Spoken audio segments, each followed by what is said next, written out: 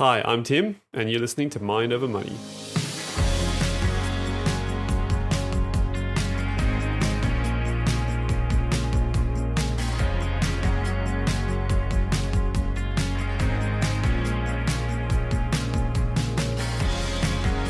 All right.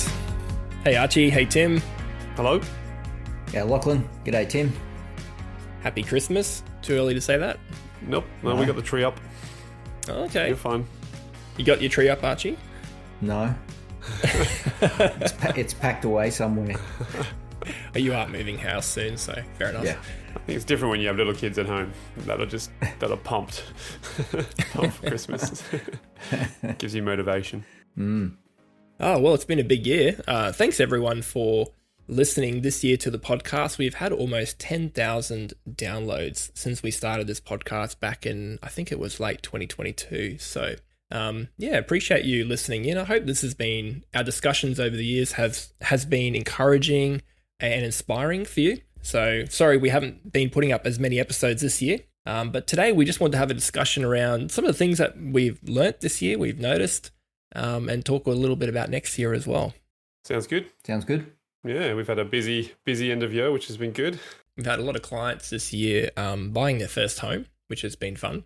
A lot of work, but really great to see when clients do get into their first home and, see them happy and moving ahead. 2025, Archie, what are your reflections, or what's one thing that you've noticed this year working with clients through our coaching program, through the mortgage broking? Yeah, and financial planning. Yeah, and your financial planning business. Yeah. It's the power of simplicity.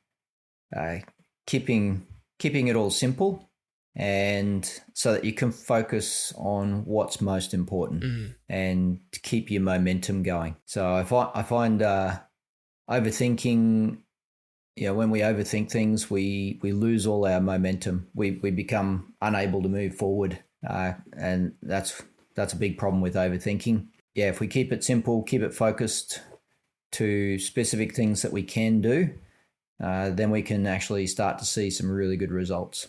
I love that. We've been using the goals sheet a lot more this year too with clients. We've got a version 2 of that now, maybe it's a version 3, and being able to list out the big goals, but also the specific needs for each season and what people are thinking about. Like it could be something like replacing a car coming up, or, doing some home renos or something like that. Or there's a tightness in the cash flow, but just keeping the priorities really clear with clients, we've noticed that's really helped them focus and move ahead. Yeah, and the other thing is, sticking to the cash flow system. Everything flows out of that. So especially the way we're feeling and our motivation definitely comes out of our cash flow system, and then picking the next thing to work on and implement. So that could be buying the first home, like you mentioned there before, people that have bought their first home this year, people that are getting ready to buy their first home. So we've got people doing some great savings at the moment, getting ready to buy their first home, using the first home super saver scheme. You just always find that people end up being in the right place at the right time when they're working towards their plan. Then things really start to come together.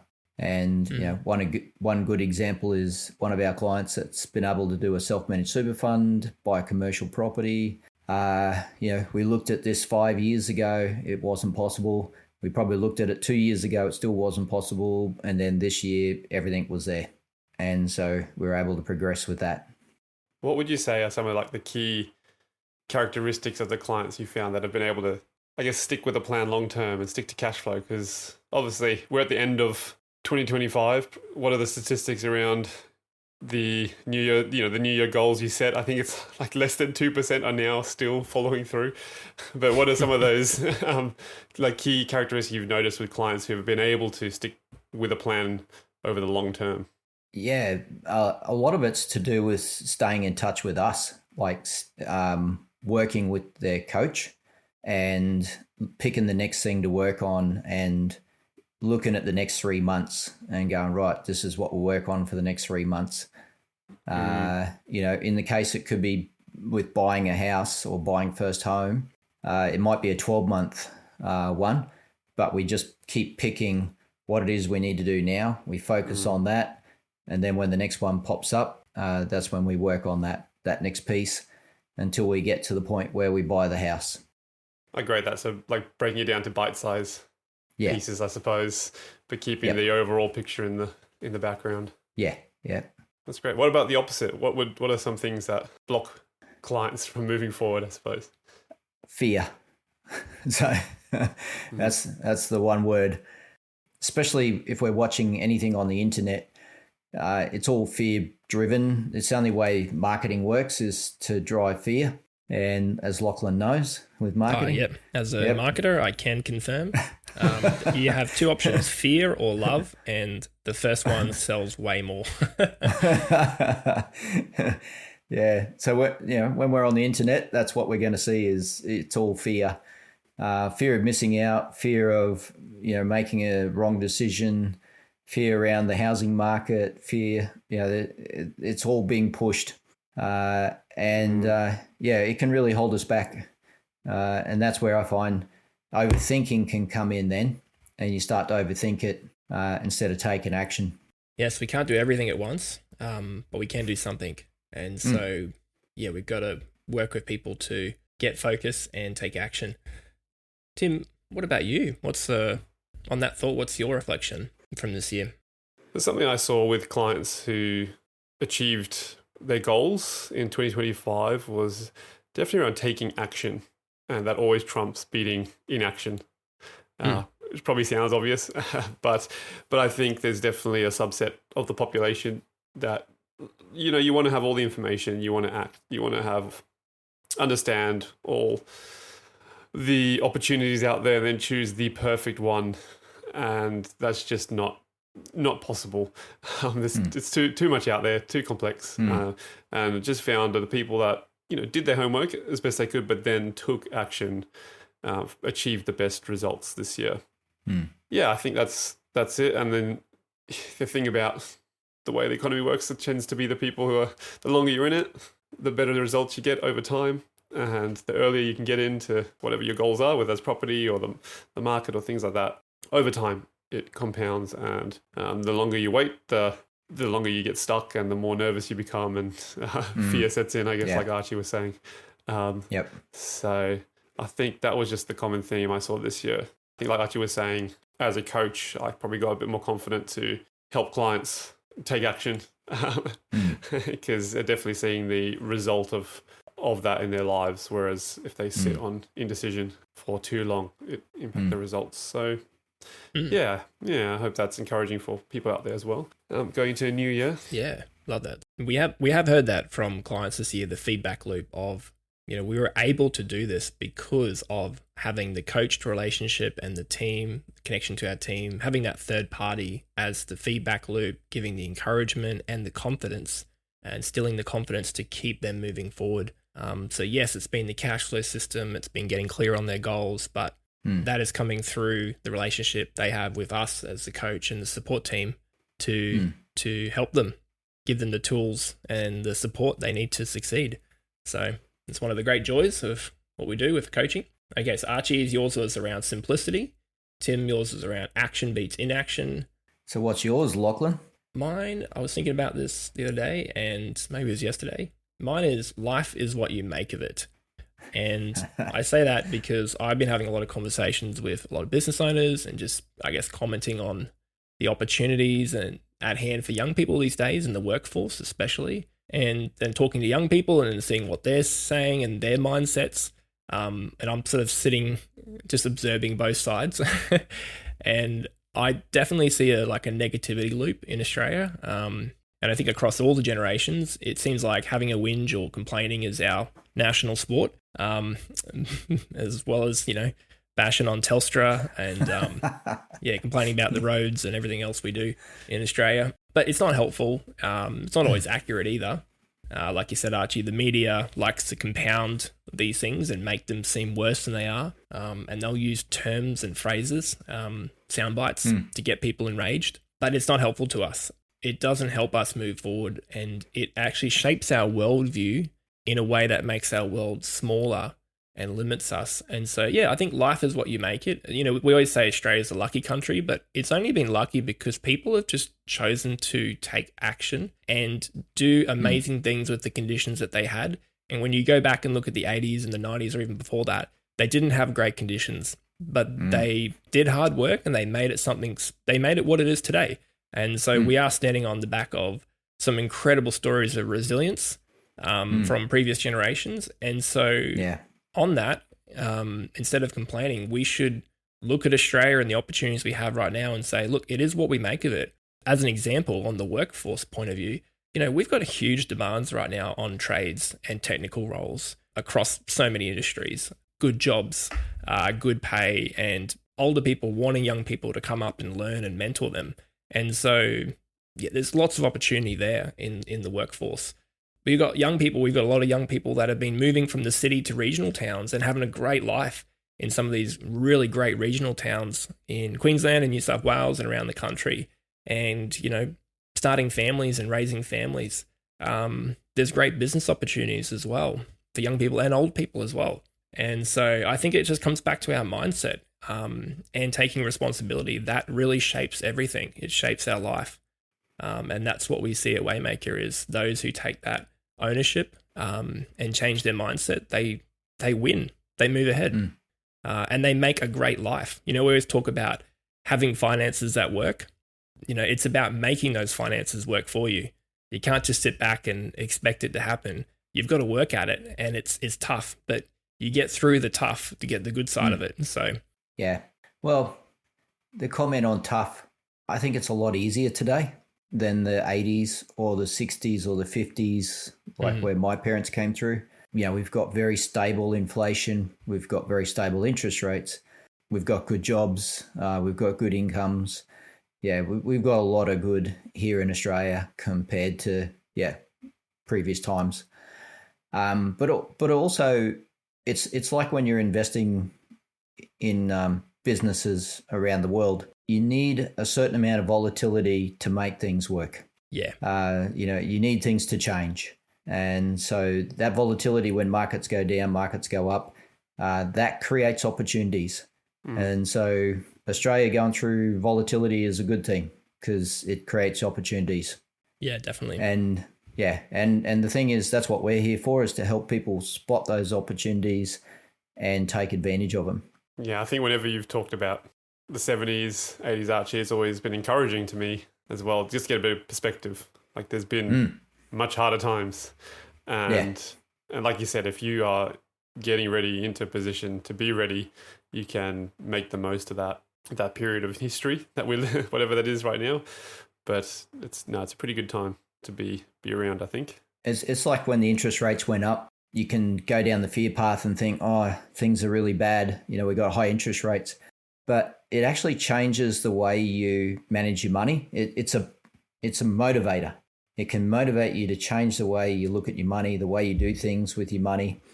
And suddenly when the interest rates go down, you find yourself, hey, I've got all this extra money that I was really needing to do certain things. And then all of a sudden that's created the opportunity for you to move ahead. Yes. The amount of clients we meet that are on great incomes, but they have no money at the end of the pay cycle to do anything. And you're right. I think they haven't been squeezed and they could achieve amazing results. But when you get comfortable for a long period of time, it's natural to spread out and enjoy all of it. That's it in a nutshell, isn't it? If we get too comfortable, we stop doing things. So we do need a bit of motivation. Okay, let's talk about 2026. We can't predict the future, but let's discuss what's important for us and our listeners to focus on. Actually, in a way, you can predict the future. Okay. Yeah. Because there's nothing new under the sun. That's true. You just look at the past. Things just cycle around, and seasons come and go. The volatility's there. Yeah, you can't predict the big stuff, like an outbreak of war would be one of those. Of course, that's why the media is pushing all this stuff out there all the time around it, because they're trying to cut in on that fear factor. But again, that's where if we're held back in fear, now's the time to change. Now's the time to start getting some help to get past the fear and start taking action. So we can predict the future if we make some changes. All right, let's redo this then. Okay, I'll preface this then by saying we can't predict the future, asterisks, other than, we know human behavior cycles.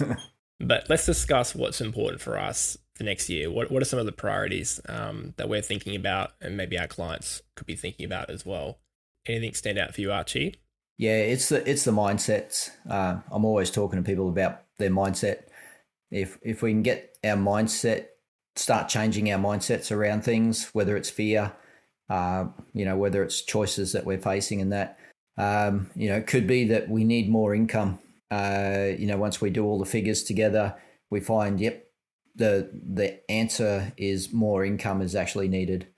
For other people, it's actually how they're using that income. And so, it's getting that clarity around what our next step should be and what we can actually focus on and then work on those mindsets. So some new members that were talking to me this week, they've been listening to our podcasts and they were saying it's really helped them to actually understand us as Waymaker. And it's really encouraged them, they said, to start thinking and changing the way that they're thinking. That's great. Love that. That's cool. I think for me, a priority is, my encouragement is to get one-on-one coaching in any area of life, not just finances, but get that personal coaching. There are a lot of programs out there in all sorts of areas of life that you can sign up for. Some clients recently, have come through different programs that they've tried in the past, but they found them either too complex, and so their mindset is fragmented, it's not simple, or they're just too generic. In fact, usually they're both. They're too complex and too generic at the same time, and so they're not very helpful. It's the same as, reading a book about finances. I haven't really ever found any books on finances very helpful, except maybe Morgan Housel, but that's because he's writing about principles. It's not financial advice. He's just talking about, ideas and mindsets. But even then, you've got to take that and actually apply it to your life. So my encouragement is, and I think the priority still is for people to get that one-on-one coaching and support to help them figure out what's possible for them, to help them work through a plan and take action. Yeah. What about you, Tim? I think you said it all. I say don't buy your jet ski on finance. Yeah, that's good. That's my 2026 advice.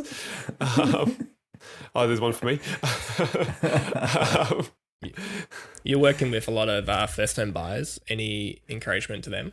Yeah, I think just the summary of what we've been talking about. It's a big elephant. Take your first bite, I suppose. Step one is, like you were saying, get some help, get a cash flow process in place, get a plan in place, understand what the options are out there, and then start hacking away at that poor little elephant.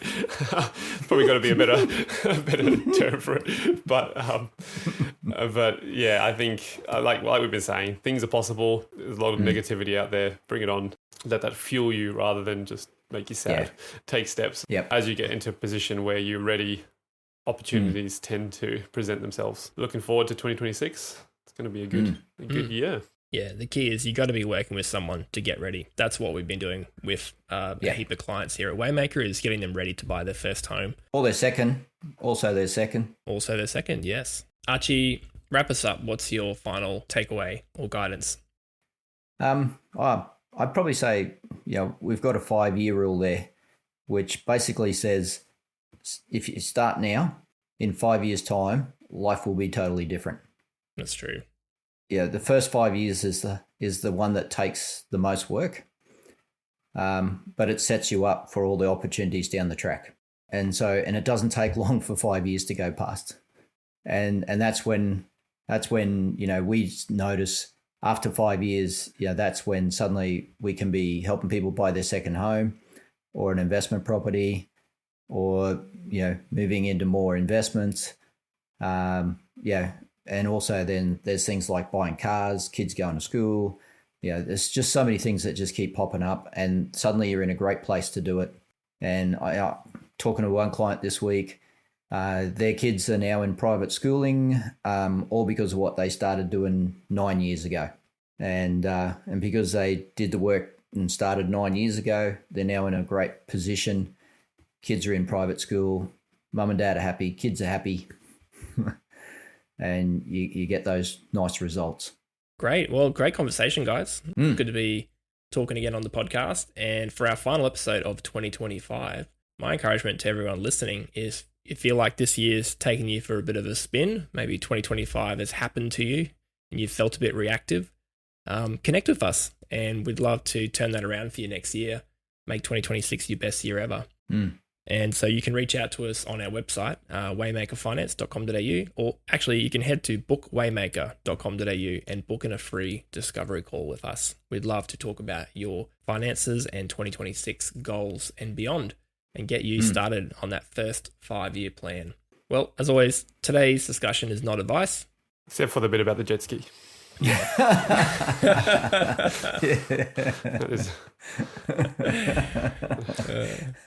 Thanks as always for listening to our podcast. As I said, we started this back in 2022.